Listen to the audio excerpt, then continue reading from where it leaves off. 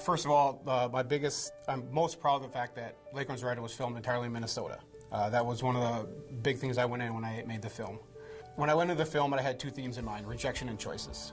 In the film, we have two college seniors named Lauren and Melissa who need to get away from the college lifestyle of parties and staying up all night, and they need to study for their last finals that they have before they graduate. So to do this, they decided to go over to Lauren's parents' northern Minnesota lake house, or lake cabin, and just for their last weekend of studying, nice and peace and quiet and calm.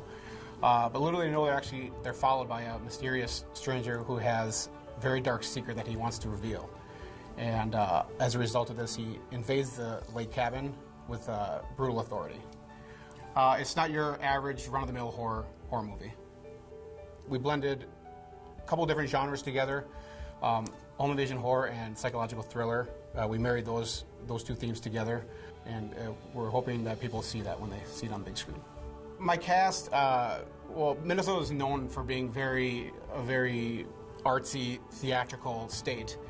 But I did the basic auditions like you do for films, and we found great commercial actors, theater actors. They saw my vision. The only reason I'm where I'm at today with debuting this at the Twin Cities Film Fest is because of their love for the project as well. We actually got very lucky with our set because one of the main characters in the film is the cabin that we shot at, and luckily Mike owns a cabin, so we were lucky enough to be able to get this humongous character for the film, which is the cabin. And shooting at night was great. The cast, they were troopers because it was a ways away. There were times where we would play tricks on each other because it is a secluded cabin in northern Minnesota, and they actually got me a couple times. I don't want to talk about that because it was pretty embarrassing, but they did get me a couple times with some typical horror movie stuff that it would never happen in real life, but I actually thought it did. So it was, but it was a blast. Everything. It was shooting at night at a cabin in the North Woods was great.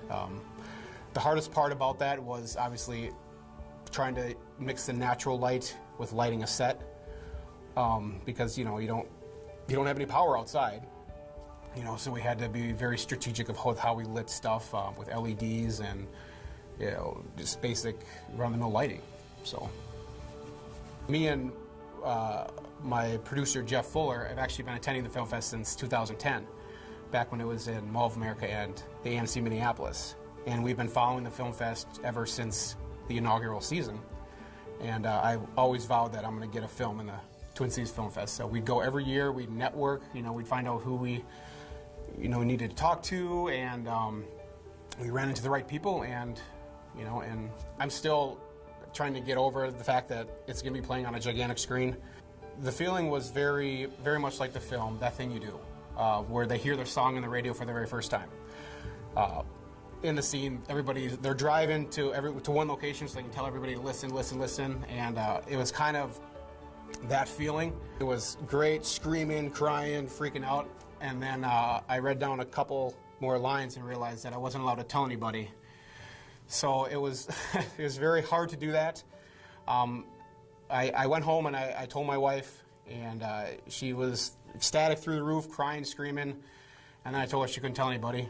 And then actually the last two people I did tell were my two producers, and they were through the roof, ecstatic, wanted to go tell everybody, and then I told them they couldn't tell anybody.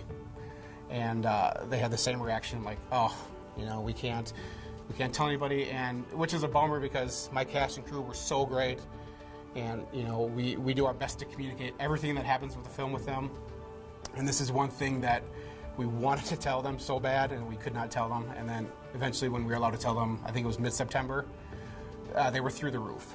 And a 1 month's time, it's going to be debuted on the big screen. So I can't thank the Film Fest enough for giving us this awesome opportunity.